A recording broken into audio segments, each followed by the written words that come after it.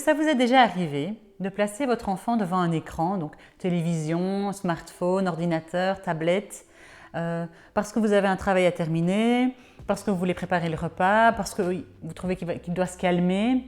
Donc d'utiliser l'écran en fait comme un babysitter.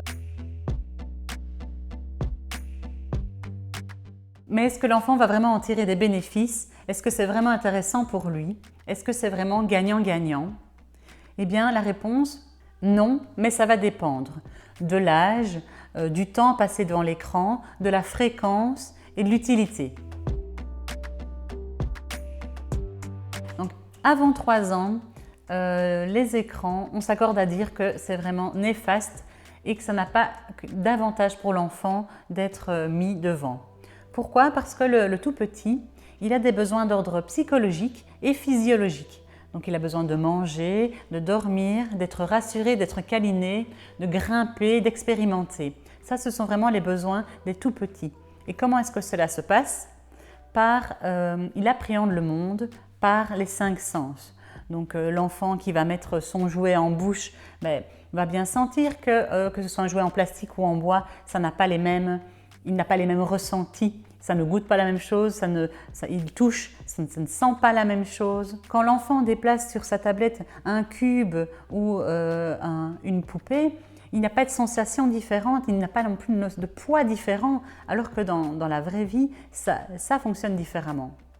Le problème aussi avec les écrans par rapport au langage, c'est que ce n'est pas suffisant pour que l'enfant apprenne la langue. Donc pour bien la maîtriser, il a besoin d'interaction avec ses parents, avec ses pairs. Par exemple, je pense à ma fille qui m'avait dit il y a quelques années « J'aimerais bien manger la pomme avec la peluche ». Ah non ma chérie, la peluche, c'est ça, on dit la pelure de la pomme. Une tablette ne sait pas encore faire des feedbacks aussi précis pour l'instant. Alors un des autres inconvénients aussi, c'est la surstimulation auditive et visuelle. Donc c'est beaucoup de lumière, c'est beaucoup de son et les tout petits n'ont pas un cerveau assez mature pour bien gérer tout ça. Et c'est pour ça aussi que l'on dit que c'est néfaste.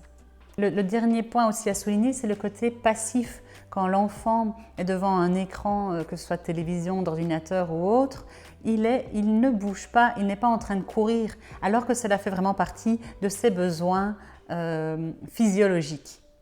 Il est aussi à noter que mettre la télé en arrière-plan peut aussi être source de distraction pour l'enfant qui est en train de se concentrer sur un jeu.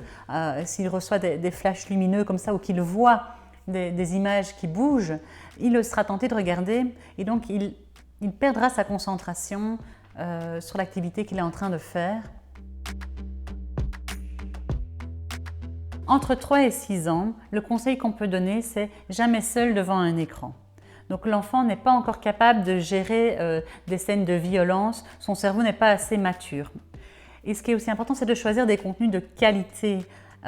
Prendre des dessins animés qui gagatisent en parlant tu vas prendre ton bibi, des choses comme ça, ce n'est vraiment pas intéressant pour l'enfant, il n'en tirera vraiment rien.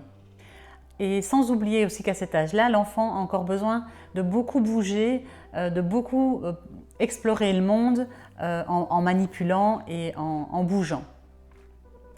Et la dernière chose que j'ai envie d'ajouter par rapport à cette tranche d'âge-là, c'est que certains spécialistes pensent aussi que le problème, ce n'est pas tant les écrans, mais c'est surtout le contenu.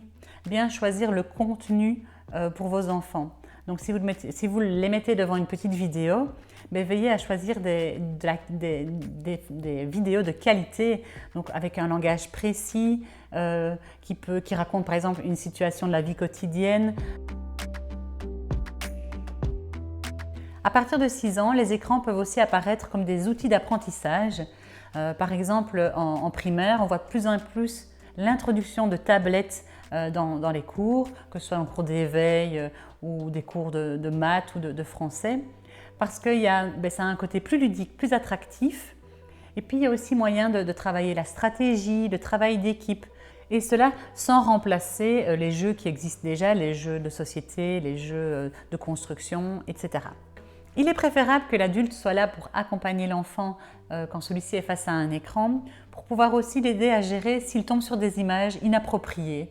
Il y a des moments où il est préférable d'éviter les écrans, comme par exemple le matin ou le soir avant d'aller se coucher, ou pendant les repas, qui doivent être des moments d'échange, d'interaction, et ça sans coupure par un écran. Pour conclure, l'enfant face à l'écran, avant 3 ans, c'est à éviter. Après, eh bien il faudra fixer des règles au niveau de la durée de face à l'écran, de la fréquence. Veillez à éviter certains moments comme le matin, le soir et pendant les repas. Veillez également aussi à l'accompagner pour voir les contenus auxquels il est confronté et discuter avec lui au besoin si certains sujets ou certaines images l'ont choqué. La tablette peut être vue comme un outil d'apprentissage plus ludique, plus attractif, mais ça ne doit pas être le seul utilisé.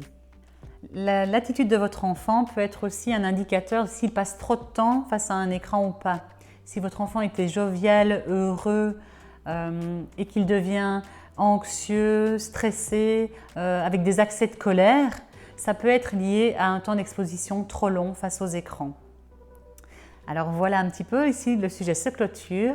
J'espère que ça vous a intéressé. N'hésitez pas à faire un commentaire, à partager. Sur ce, je vous souhaite une belle journée et à la semaine prochaine.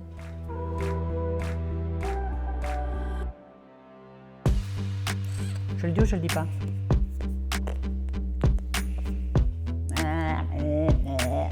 Ce n'est vraiment pas... Je ne sais plus ce que je dis, je m'embourbe. Ça va pas.